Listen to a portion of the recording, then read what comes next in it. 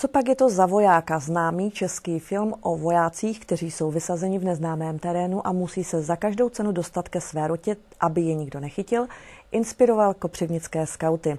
Po mnohaletých plánech a úvahách se jim podařilo o víkendu realizovat roverskou hru na stejném principu. Úkolem 50 vojáků bylo dostat se nenápadně z Veřovic do Kopřivnice. Nápad uspořádat velkou honičku je starý přes 5 let. 4 měsíce nyní trvalo vytvoření propozic, prezentace na webových stránkách, kde se zájemci o hru mohli evidovat. Odezva byla pozitivní, přihlásilo se 50 lidí z celé Moravy.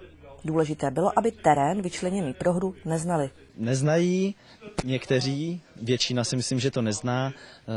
Máme tu lidi ze Zlína, z Olomouce, z Brna, takže všechno, co budou dělat, tak budou dělat podle mapy. Česká komedie z roku 88 se svobodníkem Koubou a jeho strasti na vojenském cvičení se stala předlohou pro skautskou hru s tím, že komplikace, které mu padají na hlavu, jsou v našich podmínkách podávány přeneseně formou plnění úkolů na trase.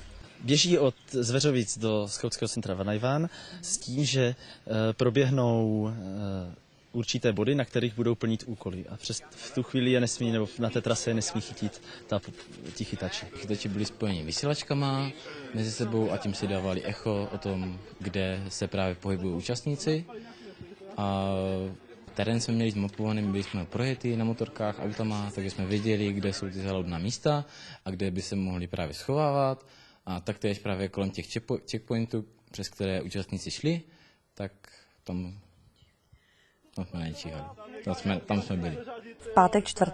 června byli účastníci seznámeni s pravidly, s tím, co si sebou mohou vzít a jak se ukrýt. Většina z účastněných podobnou hru dosud nehrála a každý viděl problém někde jinde. Tak nevím, asi jestli tak chodit po těch checkpointech, no. Já nevím, asi co nejrychleji dostat na to místo, nenechat se chytnout. A nakonec se film i promítal, aby účastníci měli více únikových variant. Viděl jsem ho, ale jim zvlášť to se nechystám. Účastníci museli v sobotu ráno po vylodění ve Veřovicích odevzdat všechny zbraně, včetně nožů, jinak byly povoleny převleky i různé možnosti přesunu. Proslulá scéna s lovením slepic do hry ale zařazena nebyla. Nejsou tam slepice, je tam spíš takové, bych řekl, vojensko-skautské morzovka, využívání svých smyslů, čích, hmat, zrak, nebo taky fyzička.